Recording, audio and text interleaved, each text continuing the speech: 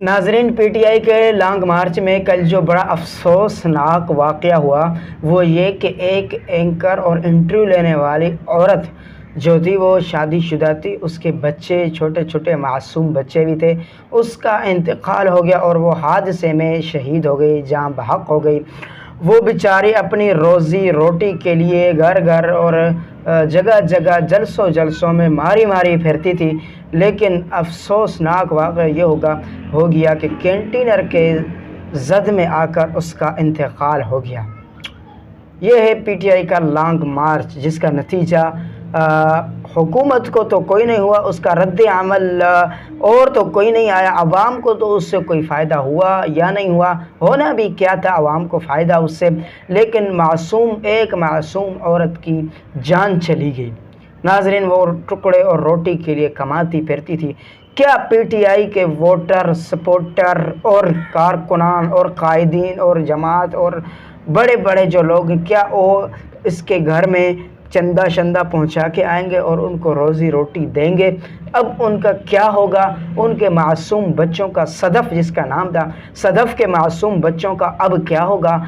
अब उनको क्या कि कौन माँ की ममता उनको दिलाएगा? चलो, बाप ज़िंदा है जिसने वाक़े को हादसा करार दे दिया, लेकिन माँ का प्यार जो होता है वो दुनिया की कोई ताकत नहीं दे सकती।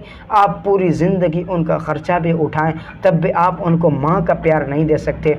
नाजरीन, ये जो इतना बड़ा हादसा, सानिया और वाक़या हुआ, नाजरीन पिछले हफ्तों एंकर पर्सन मर्द का इंतकाल हो गया और शहादत हुई, लेकिन इस बार जो है वो एंकर पर्सन औरत का इंतकाल हो, जो इंटरव्यू के लिए मारी मारी फिरती थी, जलसों में अपनी रोज़ी रोटी के लिए फिरती थी, लेकिन उसका जो है वो हादसाती तौर पर कह लें या जानबूझकर कह लें, बहरहाल सदफ़ जो थी वो अब दुनिया में नहीं रही। अपने बच्चों से, अपने बच्चों को छोड़कर, अपना हंसता बसता खिलता खिलाता घर छोड़कर वो इस दुनिया फ़ानी से रुखसत हो गई और इस जालिम दुनिया से चली गई। नाज़रीन, अब आगे का मरहला क्या है कि लोगों के क्या बयानात आ रहे हैं, क्या ट्वीट आ रहे हैं, क्या बातें आ रही हैं सदफ़ के बारे में।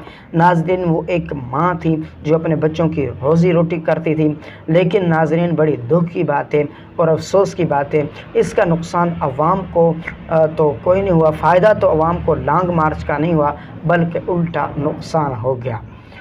नाजरीन, यहाँ मैं ये नहीं कहूँगा कि ये कोई मनफी प्रोपेगंडा मैं फैला रहा हूँ पीटीआई के लॉन्ग मार्च के ख़िलाफ़, लेकिन नाजरीन ये एक सोचने की बात है। ये वाक़या ऐसा है जो नहीं होना चाहिए था।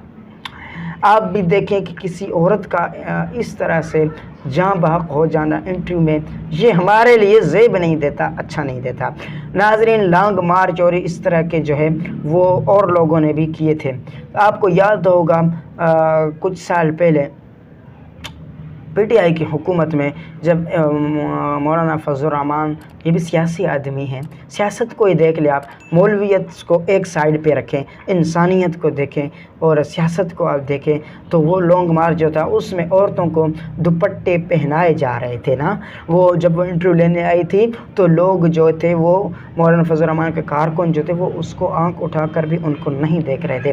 कई बार वाक़या हुआ है कि जब आप जियो न्यूज़ का जो था पिछले साल पहले 2014 के अंदर जब जियो न्यूज़ वाले उस एंकर पर्सन जो औरत थी इंटरव्यू ले रही थी, जब वो उनसे मीडिया वालों से, तो पीटीआई के लॉन्ग मार्च में वो जो 123-24 दिनों का धरना हुआ था उसमें जो थे वो पत्थर लग रहे थे औरत को, फिर भी वो जियो न्यूज़ की एंकर थे, फिर भी वो अपने ड्यूटी सर अंजाम दे रही थी। यहाँ पर औरत को पत्थर तो क्या, जान से ही हाथ धोने पड़े। ये पीटीआई का लॉन्ग मार्च था और वो सियासत में जो सियासत सीखी हुई है जिन लोगों ने, उनका लॉन्ग। ये तो कहना पड़ेगा कि कप्तान को सियासत नहीं आती। ये तो मौलाना फजल रहमान भी कहते हैं कि सियासत से अगर तुम्हें सियासत की सीखनी है तो हमारी शागिर्दी इख्तियार करनी पड़ेगी। ये तो आपको भी मानना पड़ेगा कि सियासत इसको नहीं कहते कि किसी की जान लेकर धरना शुरू करना, किसी की जान लेकर धरना ख़त्म करना, इसको सियासत नहीं कहते। एक एंकर की जान लेकर धरना शुरू किया गया, फिर दूसरे एंकर की जान लेकर धरना ख़त्म किया जा रहा है। तो नाजरीन, अब یہ جو ہے اس سے عوام کو کوئی فائدہ نہیں، یہ سیاست اس کو نہیں کہتے، سیاست سے نابالغ لوگ ہی ہوں گے۔ تو ناظرین یہ واقعہ ہوا، یہ اپڈیٹ دینی تھی آپ کو۔